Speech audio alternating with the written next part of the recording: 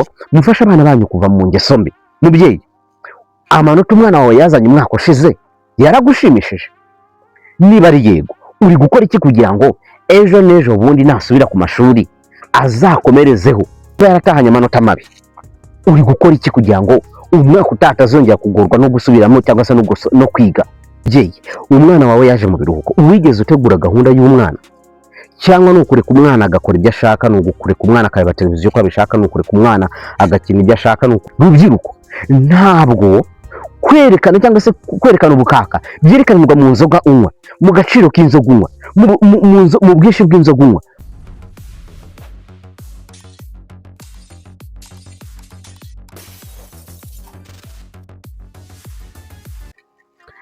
Bakunzi ba KGG TV Rwanda, mwese muneza gukora subscribe kuri YouTube channel yacu ari nayo yanyu.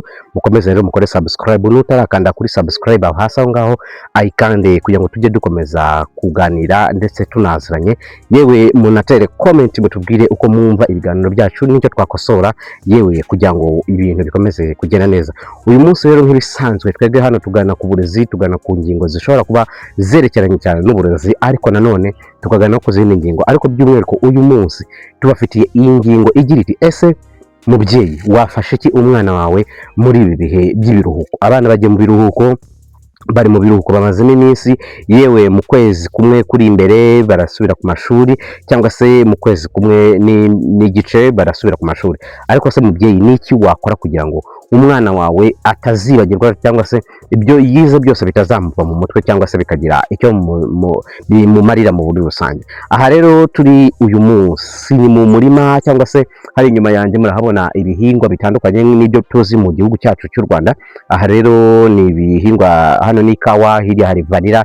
Ubwo ibyo byose ni ibihingwa tugenda tubakorera ibiganiro hirya no hino, bivuze ngo ntabwo tujya turekeraho kubagezaho ibyiza. Hanyuma uyu munsi nk'uko ingingo yacu nayibabwiye, turibaza ngo mubyeyi wowe niki wakora kugira ngo umwana wawe, umwana wacu atere imbere, cyangwa se niki wakora muri ibi biruhuko umwana wacu ajemo? Ntabwo rero ibiruhuko ubundi ari ibihe by'uko umwana agomba kwisanzura no gukora ibyo yumva yishakiye. Iki gihe ni igihe cyiza cyo kurisetinga cyangwa se kongera gukora ibishobora cyangwa se gusubiramo amasomo kugira ngo azajye ku ishuri nibura hari ubumenyi runaka yiyongereye, ndetse no mu myitwarire n'imyigire hari icyo byongereyeho. Hanyuma uyu munsi wakibaza ngo ese njyewe mubyeyi niki ngomba gukora kugira ngo umwana wanjye ashobore gukomeza kwiga ndetse no kugira imyitwarire myiza? Ikintu cya mbere ukwiye kumenya wowe nk'umubyeyi ni ugutegura gahunda y'ibiruhuko. Mubyeyi, umwana wawe yaje mu biruhuko, wigeze utegura gahunda y'umwana? Cyangwa nukureka umwana agakora ibyo ashaka, nukureka umwana akareba televiziyo uko abishaka, nukureka umwana agakina ibyo ashaka, nukureka umwana wamuterera iyo, mbese muri make ntabwo ibyo rero byari bikwiye. Icyo ukwiye kumenya ni uko ukwiye gutegura gahunda y'ibiruhuko. Ahangaha harimo kumenya amasaha y'umwana agomba kubyukiraho, ukamutegurira. Ntago umwana ari uyu nguyu wo muri maternelle gusa cyangwa se muri primaire, n'umwana mukuru. Wowe mubyeyi ufite umwana wo muri secondaire, wowe mubyeyi ufite umwana wo muri primaire, wowe mubyeyi ufite umwana wo mu mashuri y'incuke, ugomba gutegura umwana wa gahunda yo kubyuka, akamenya ngo saa moya cyangwa se saa moya n'igice nibwo ari bubyuke, ariko ugashyiraho n'ubwo na gahunda yo kuba yaryama. Si ukuvuga ngo mu biruhuko gahunda yatandukana cyane na gahunda isanzwe, ahubwo ukwiye kumenya ko gahunda y'ibiruhuko ari gahunda nk'isanzwe, usibye gusa kuba yarekeye aho kuba yicaye imbere mu ishuri, ariko ubundi akwiye kumenya ko gahunda yo kwiga ari gahunda ikomeza. Ukamutegura amasaha yo kubyuka, hanyuma ukamushyiraho n'igihe cyiza cyo kwiga, akamenya ko kwiga agasubira mu masomo. Hari abana barangiza amasomo cyangwa se bazana amakayi mu rugo, kubera ko ngo amakayi yuzuye umwana akagenda akajugunya.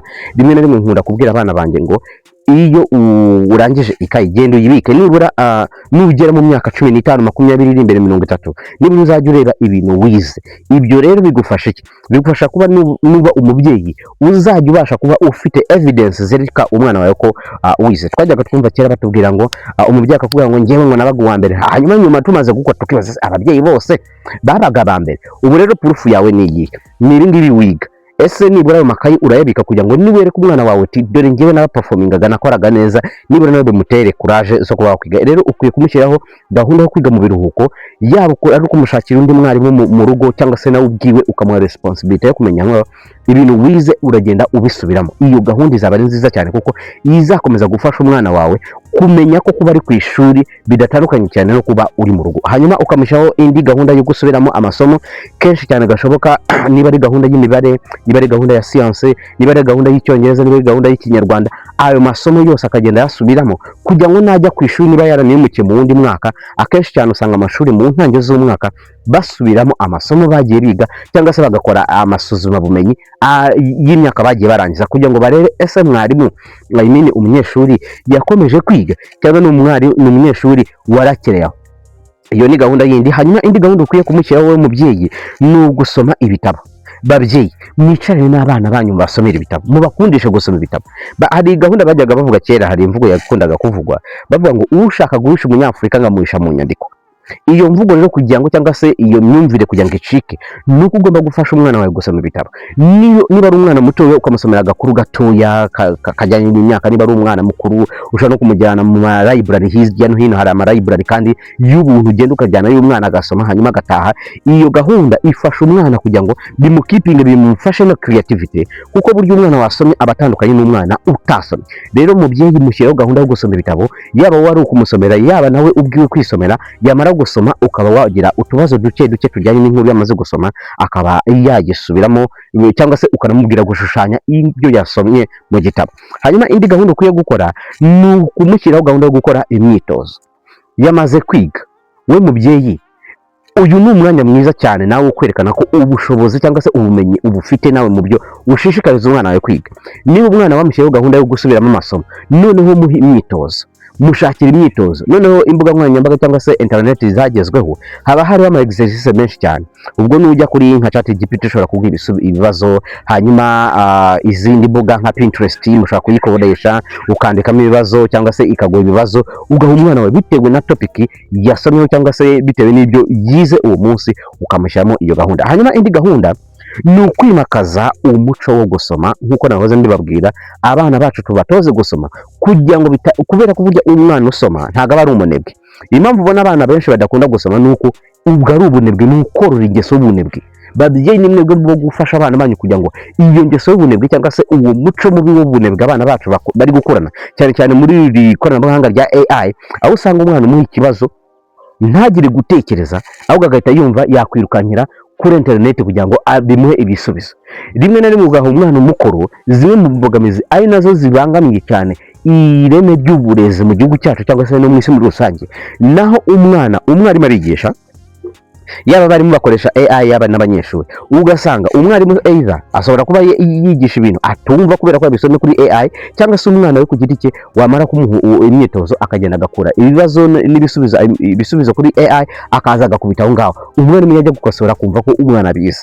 Barimo namwe mugenzura abana banyu niba ibyo mubigisha koko babyumva. Niba wahaye umukoro umwana mu rugo, nagera ku ishuri subiramo wa mukoro kugira ngo urebe ese nibura hari icyo yasigaranye mu mutwe, apara gukoporera ibintu kuri nuze. Rero babyeyi bacu turabasaba ko muri ibi bihe by'uruhuko musomera abana ibitabo, mubashyiremo ingeso yo gukunda gusoma, kuko iyo ngiyo yica wa muco mubi w'ubunebwe. Ikindi ukwiye kwigisha abana banyu imirimo yo mu rugo, imirimo y'ubuzima busanzwe cyangwa se bitari ugusoma gusa cyangwa se kwiga, ahubwo ukamushyiraho imirimo yo mu rugo. Umwana akamenya gusasa. Biratangaje kubona umwana wo muri primaire mu wa gatanu mu wa gatandatu ashobora kubyuka mu buriri agasiga uburiri bwe budashashe akagenda akajya hariya ngo tanti naza konsasire. Ese mubyeyi, uwo mwana uri korora gutyo, uwo mwana uri kurera gutyo, uwo mwana azavamo iki? Umwana ugeze mu wa gatanu akaba afite imyaka 10-13 atazi gusasa uburiri bwe, aho ngaho najya gushaka azasasa uburiri bw'umugabo. Ese niba ari umusore, niba ari umuhungu ntamenye gusasa, ese aho azamenya guhaha amashuka, azamenya guhaha ubusaswa? Mwigisha abana zino nshingano. Umwana cyangwa se umugore mwiza ava mu mwana mwiza. Ababyeyi niba aka kanya dushobora kureba umubyeyi hari cyangwa se umugabo tukamenya ngo uyu mwana mu buto bwe yakuriranye iki, yakuze akunda iki. mushyira abana gahunda, iyo gahunda y'imirimo, kubigisha imirimo yo mu rugo, hari ugusasa umwana akamenya gusasa, hari ugusukura mu rugo. Ugasanga nigeze kujya ahantu bintera kwibaza, umwana tumaze kurya ni umwana w'umukobwa w'imyaka 10, ni umwana w'imyaka 13, ntazi ko iyo bamaze kurya bandurura, ahubwo bahita bahamagara umukozi. Ese mubyeyi uramekinga shuwa ko cyangwa se uriyizeye neza ko uwo mwana no mu gushaka umugabo no gushaka umugore azakomeza kugira umukozi uzajya wandurira ibikoresho? Ibintu byose bitozwa umuntu akiri muto. Niyo mpamvu mu Kinyarwanda baca umugani ngo igiti kigororwa kikiri gito, kandi ngo ufata ihene ayifata ikora iki? Igihebeba. Mufata abanyu bakiri batoya, mu batoza inshingano. Ntabwo umwana uzamutoza yamaze kugira imyaka 20, ntabwo bikunda. Icyo gihe igiti ntabwo kiba kikigororwa. Mumenye kugenzura abana banyu, mumenye abana banyu inshingano, mubahe inshingano, mubabwire iti mu rugo iyi inshingano ni iza kanaka, izi ni iza kanaka. Mu gihe cy'ibiruhuko n'abakozi banyu bo mu rugo baruhuke. Shyiraho gahunda yo guteka. Hari ibintu biba byoroshye cyane umwana kumenya kuba yateka umureti, kuba yamenya guteka utwo tuntu tworoheje, ukagenda akura muri step by step akamenya gukora izo nshingano zo guteka. Ejo n'ejo bundi yagiye mu rugo rwe cyangwa se akajya ahandi hantu mu buzima, twese twakoze dushaka kubana n'ababyeyi. Ariko umuntu arakura, yamara kugera imyaka 15, umubyeyi rimwe na rimwe ukamusiga mu rugo ukajya muri kaminuza. Icyo gihe nta muntu uzajya ubumwigira gute. Aho ngaho kubera ko mutarigishije zino nshingano, nibyo bituma bajya mu ngeso mbi. Umukobwa akajya mu buraya kugira ngo azajye abona ibyo kurya biteguye ari mu maresi. Aho usanga umwana wawe umukobwa akajya mu buraya, umusore akajya muri betting kugira ngo abone ibiryo atavunikiye. Babyeyi mutoza abana banyu gukora inshingano kuko birabafasha. Umwana niba umukobwa arayigishwe guteka, niba umuhungu yarigishwe utu turimo tumwe na tumwe two mu rugo, bizamufasha mu buzima bw'ahazaza, cyane cyane ko twese tuba twarakuze tuzi ko tuzabana n'ababyeyi bacu nk'uko nari maze kubivuga. Hanyuma ikindi ukwiye kwigisha abana banyu ni indangagaciro. Indangagaciro kubaha, indangagaciro kuvugisha ukuri, indangagaciro gufasha abandi, indangagaciro zo gufata inshingano mu rugo. Uyu mwana ntahora yumva ko agomba kubwirizwa. Uyu mwana agakora ibintu kuko abikunze, kuko bimurimo, ntategerezwe kubwirizwa. Umwana wanyu n'umutoza kuvugisha ukuri. Hari abana b'iki gihe basigaye bagenda bakahimba ikintu ukibaza uyu mwana bitekereje gute. Uyu mwana yabaye neza burundu umubeshyi. Kubera iki? Ntabwo twigeze tubatoza kuvugisha ukuri. Uyu mwana watojwe kuvugisha ukuri, niyo bigenze bita akubwiza ukuri, akakubwira ati iki kintu nuko kimeze.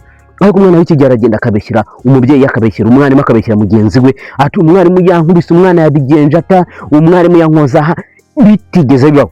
Izi rero ni inshingano babyeyi mwebwe mufite zo gukora muri ibi biruhuko. Ikindi, mugabanyiriza abana banyu, mumenye kugenzura umwanya bamara ku bikoresho by'imbuga nkoranyambaga cyangwa se ibikoresho by'ikoranabuhanga. Abana benshi kubera bari mu biruhuko mwabatereriyo, mwabaye nk'abatereye za telefone kugira ngo zibarere. Ese mubyeyi, umwana wawe ujya ugenzura ibintu areba ku mbuga nkoranyambaga?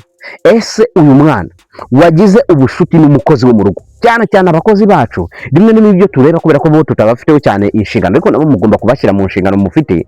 Uyu kubera ko uyu mukozi niyitwara nabi azanduza umwana wawe, kandi bavuga ko ngo ihene mbi cyangwa se ihene mbi ngo nuyizirikaho iyawe. Babyeyi, n'icyo uri gukora mutoza abana banyu cyangwa se gukina. Abana banyu mujye mubaha umwanya mukine nabo. Uzi umubyeyi wakinnye n'umwana, uzi ukuntu bimwongerera icyizere, uzi ukuntu bimwongerera urukundo, uzi ukuntu bimwongerera icyo cyizere cyo kumva ko umubyeyi wenyine atekinka y'ibyo akora. Ikindi umubyeyi akwiye gukora muri ibi biruhuko ni ukwigisha abana ubumenyi buzabafasha ejo n'ejo bundi. Twaze tubigarukaho, umwana amenye gukora isuku, ntategeze ko ikintu cyose kijyanye n'isuku kireba umukozi wo mu rugo. Aba bakozi ni umwanya mwiza nawo wo kubaruhura. Gukoresha amafaranga neza. Umwana wanyu mutoze gukoresha amafaranga neza. Niba umwana abonye amafaranga 2000, wenda hari umushyitsi ubasuye mu rugo akamuha amafaranga 2000, umwana ntiyumva ko ari ukugura amandazi amafaranga akarangira. Rimwe na rimwe kubera ko twebwe tutigezwe tubitozwa, cyangwa se yemwe namwe ababyeyi bamwe muri mwebwe ntabwo mwigeze mubitozwa, hano ubona amafaranga ukumva ko ugomba kuyanywera. Ikindi, hari aho usanga uru rubyiruko rwa uyu mwana wakuze gutya, usanga kubera ko atigeze yitabwaho, aho usanga urubyiruko rw'iki gihe bagenda bakitereka amayoga imbere, bakumva ko ari bwo kwerekana ubukaka n'ubushongore. Rubyiruko, ntabwo kwerekana cyangwa se kwerekana ubukaka byerekanirwa mu nzoga unywa, mu gaciro k'inzoga unywa, mu bwinshi bw'inzoga unywa. Kwerekana ubukaka bwawe ni mu mutwe. Ibi byose ariko ntabwo umwana azabigeraho umubyeyi atabigizemo uruhare. Babyeyi rero muri ibi biruhuko mufasha abana banyu kuva mu ngeso mbi, izo ngeso z'ubusinzi. Ntabwo umwana wawe akwiye kuba azi inzoga ari umwana w'imyaka 15, ntabwo akwiye kuba azi inzoga mu myaka 20, cyane cyane ko inzoga akenshi bavuga ko zitubaka. Mubyeyi rero bikore neza. Hanyuma ikindi ukwiye kumenya mubyeyi, umwana wawe muganire, menya impano runaka afite. Niba umwana akunda gukina umupira, mufasha ajye gukina umupira. Niba umwana wawe akunda gukina komedi, mufasha agenda abikore, kuko hari abo bitunze. Clapton Kibonke aka kanya atunzwe na filime, baramenye batunzwe na filime, ba Kiramana bangaba batunzwe na filime. Ibi byose dukubera ko ababyeyi babo bagiye babitaho, cyangwa se nabo bagiye bahura n'imbogamizi runaka, ariko kugira ngo ya dream yabo cyangwa se za nzozi zabo bazigereho, nuko nawe mubyeyi hari icyo ugomba kuba wakoze. Ikindi rero twasorezaho ni ukuha umwana wawe cyangwa se gutegurana umwaka w'amashuri utaha n'umwana wawe. Mubyeyi, amanota umwana wawe yazanye umwaka ushize yaragushimishije? Niba ari yego, uri gukora iki kugira ngo ejo n'ejo bundi nasubira ku mashuri azakomerezeho? Uri gukora iki? Wamusomeye bya bitabo twavuze? Wamuhaye umwanya wo gukora imyitozo? Cyangwa wamutereye telefone kugira ngo ibe yimurera? Ese niba yaratahanye amanota mabi, uri gukora iki kugira ngo umwaka utatazongera kugorwa no gusubiramo cyangwa se no kwiga? Ese ushaka ko nanone ejo n'ejo bundi umwana wawe azongera agatahana ya manota mabi? Aka kanya rero ni umwanya mwiza wo gusubiramo ayo masomo, wo gutegurana umwaka utaha w'amasomo n'umwana wawe, ukamubaza ese mwana wanjye ni izihe mbogamizi wagize mu myigire y'ubushize kugira ngo tubikosore? Ese ni hehe byakugoye? Ese niba nta cyakugoye, wowe ni iki wanyizeza nk'umubyeyi? Nzakora ibishoboka byose, nzakurihirira, nzashaka ibikoresho, ariko se wowe uranyizeza iki? Icyo kiganiro kijyana n'umwana wawe uku kwezi kwa 7 kukarangira, ukwa 8 kukaza, azajya mu kwezi kwa 9 kujya gutangira amaze kwitegura mu mutwe, mindset yiwe ari ku kazi cyangwa se ari ku ishuri. Rero babyeyi twasoreza ahangaha, ariko tubabwira ngo menya ko umwana wawe niba yateguwe neza muri ibi biruhuko, imyigire izagenda neza mu gihembwe gitaha, imyitwarire ye izaba ari myiza. Umwana wicaranye n'umubyeyi, umwana bigaragara ko umubyeyi we yamuri hafi, atandukanye n'umwana ababyeyi baterera iyo. Twebwe nk'abarimu turabireba tukamenya uyu mwana ati nta mwanya, nta umubyeyi we ntamuha umwanya. Babyeyi rero, ntabwo ikiruhuko bivuze ko umwana agomba gukora ibyo yishakiye, oya. Ntabwo ikiruhuko bivuze ko umwana agomba kwitwara uko abyumva, agomba gukora ibyo ashaka. Ni umwanya mwiza wo kwicara n'umwana wawe ukamugira inama, ukamutoza kuvugisha ukuri, ukamutoza indangagaciro z'umuco nyarwanda. Indangagaciro z'umuco nyarwanda ziri kugenda zicika, aho usanga umwana mutoya, akana gatoya rwose kajya mu buraya, ugasanga akana k'agakobwa kagiye muri kaminuza umwaka wa mbere, ariko kavuga ngo njye nataye ubusugi bwanjye ngeze muri kaminuza. Kubera iki? Izi ndangagaciro zose ntabwo tuba twarazibatoje bakiri batoya. Hanyuma menya ko rero nutegura umwana wawe muri ibi bihe by'ibiruhuko cyangwa se ugakora ibintu twagiye tukubwira, umwana wawe azagaragaza imyitwarire myiza ndetse n'ubumenyi bwe buzaba bwaragiye cyangwa se bwarigiye hejuru. Mukomeze rero mukore subscribe kuri KGT TV Rwanda, kandi musangize kino kiganiro abandi babyeyi ndetse n'undi muntu wari wese ufite aho ahuriye n'uburezi cyangwa se n'ubumenyi, hanyuma kugira ngo dukomeze tubane umunsi ku munsi. Mukore subscribe, musharinge.